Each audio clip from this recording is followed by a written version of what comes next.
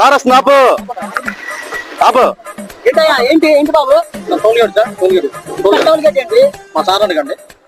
ఇక్కడ టోల్గేట్ ఏంటండి? హైవేలో కదండి టోల్గేట్ ఉండేది. పల్లెటూరులో టోల్గేట్ ఏంటండి? ఏమండి పల్లెటూరులో గ్రామాల రోడ్లు ఉండవా?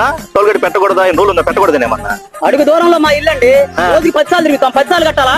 10 సార్లు కాదా, 100 సార్లు తిరిగిన టోల్గేట్ కట్టాలి. కడితే ముందుకెళ్ళు లేదా తనకెళ్ళు. ఏంది మాట్లాడుతున్నావు నువ్వు? అర్థమైందా? ఎన్నికలప్పుడు సంపద సృష్టిస్తా అంటే ఇదా? అడ్డగోలుగా డబ్బులు చేసుకోవడం. ఆ పల్లెటూరులో టోల్గేట్ పెట్టి డిప్యూటీ సీఎం గారు ఏం చెప్పారు? రోడ్ల మీద గుంటలు పూడ్చాలంటే డబ్బులు లేవన్నా. డబ్బులు ఆనికి వస్తాయి.